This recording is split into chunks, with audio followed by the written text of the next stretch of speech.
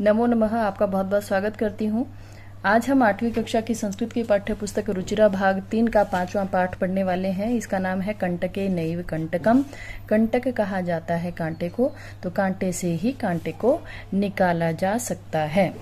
ये है पाठ का हिंदी में अर्थ। तो मध्य प्रदेश के डिंडोरी जिले में परधानों के बीच प्रचलित एक लोक कथा है। यह पंचतंत्र की शैली में रचित है। पंचतंत्र जो है विष्णु शर्मा जी के द्वारा रचित एक ग्रंथ है, जिसमें जंगली जानवरों के माध्यम से हमें शिक्षाप्रद कहानियां बताई गई हैं। तो उसी तरह की शैली में ये कहानी भी रची गई है। इस कथा में यह स्पष्ट किया गया है कि संकट में चतुराई एवं प्रत्युत्पन्न मतित्व से बाहर निकला जा सकता है। प्रत्युत्पन्न मतित्व मतलब कि उत्पन्न बुद्धि से, अपने बुद्धि के उपयोग से हम किसी भी संकट से बाहर निकल सकते हैं। आसीत कश्चित चंचलो नाम व्याधः।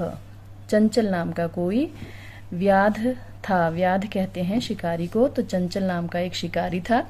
पक्षी मृगादीनाम ग्रहणेन सह स्वीयाम जीविकाम निर्वाहयति स्म। पक्षी मृग आदियों को पकड़कर वह अपनी आजीविका का निर्वहन करता था, मतलब कि उसका अपना जीवन यापन जो है वो पक्षी मृगादियों को पकड़कर किया करता था। एकदा स वने जालम विस्तीर्य गृहम आगतवान। एक बार वह वन में जाल फैलाकर घर आ गया। अन्यस्मिन् दिवसे प्रातः काले यदा चंचलः वनं गतवान् तदा स दृष्टवान् यत् तेन विस्तारिते जाले दौर्भाग्यात् एकः व्याघ्रः बद्धः आसीत्।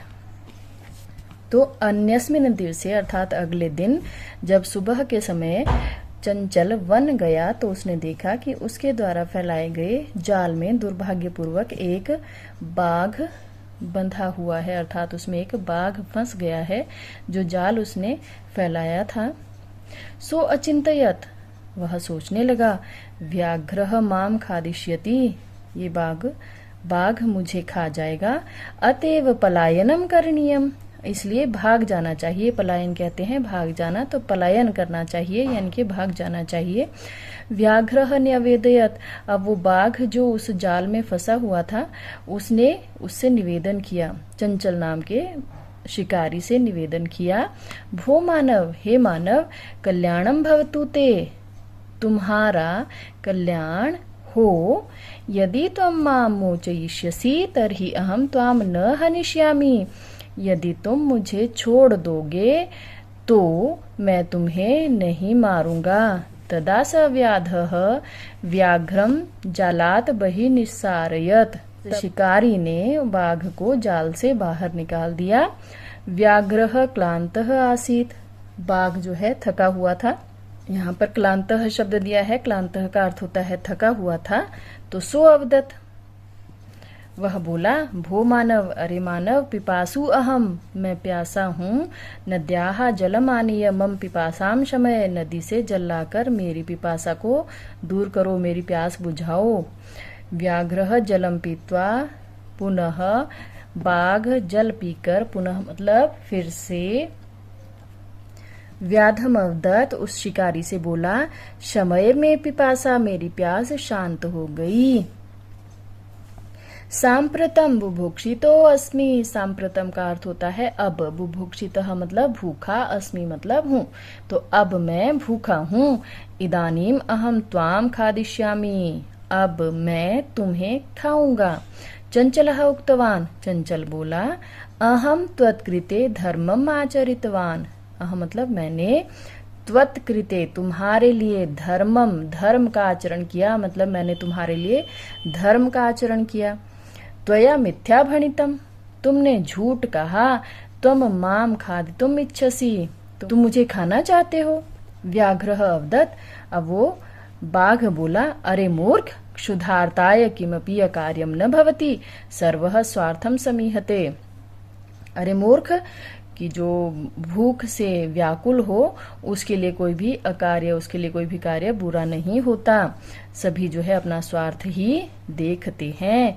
चंचलः मतलब सभी अपना स्वार्थ देखते हैं, कि मैं भी अपना स्वार्थ देखूंगा, सब अपना स्वार्थ अपना मतलब निकालते हैं।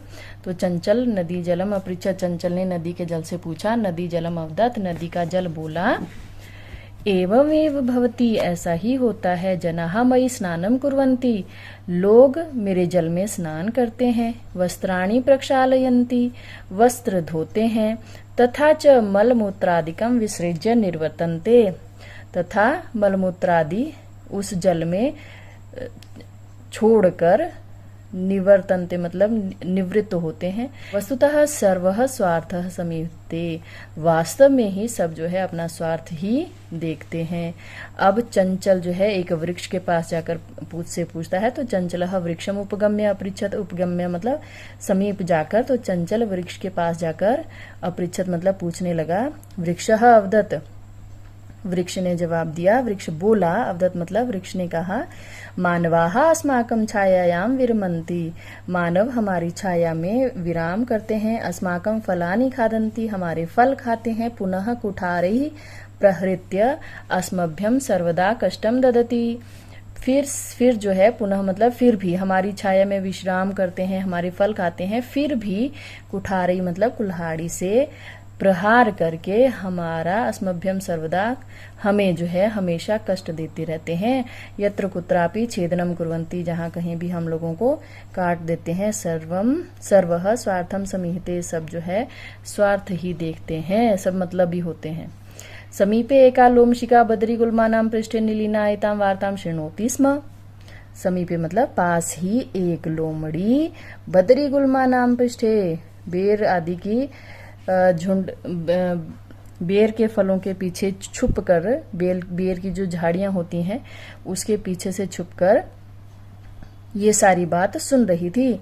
सा सहसा चंचलम उपसृत्य कथति, वह उसी समय जो है चंचल के पास, उपसृत्य मतलब के पास जाकर कहती है, का वार्ता, क्या बात है।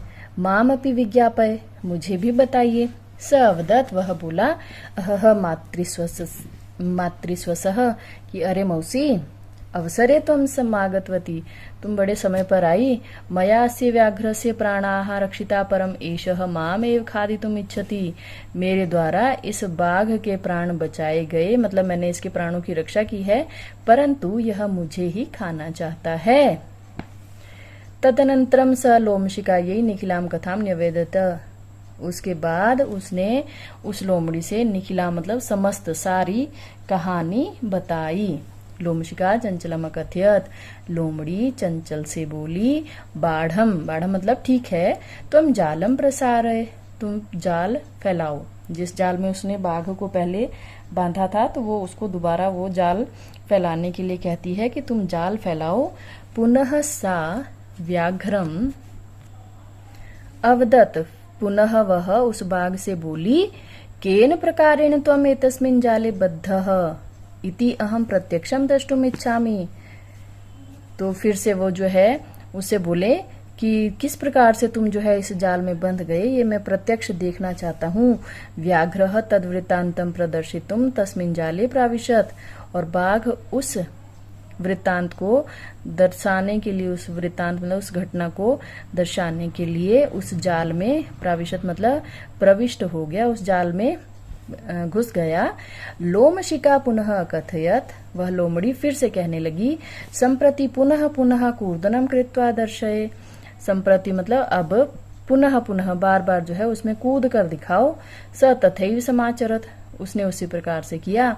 अनारतम कूर्दनेन स श्रान्तः अभवत्, लगातार कूदने से वह थक गया। जाले बद्धः स व्याघ्रः क्लान्तः सन् निसहायो भूत्वा तत्र अपतत्, प्राण भिक्षाम इव च अयाचत, जाले बद्ध मतलब जाल में बंधा हुआ वह बाघ, क्लांतः मतलब थक कर, बेसहारा होकर वहां पर, अपतत मतलब गिर गया, और अपने प्राणों की रक्षा के लिए प्रार्थना करने लगा कि मुझे छोड़ दो। लोमशिका व्याघ्रम अवधत, वह लोमड़ी बाघ से बोली, सत्यम त्वया भणितम, तुमने बिल्कुल सच ही कहा है। सर्वः स्वार्थम समीहते, सभी जो है स्वार्थ चाहते हैं। और यदि आपको इसका प्रश्न अभ्यास भी चाहिए तो मुझे कमेंट करके बता दीजिएगा, आपको प्रश्न अभ्यास बनाकर वीडियो मैं सेंड कर दूंगी। वीडियो को अंत तक देखने के लिए आपका बहुत बहुत धन्यवाद।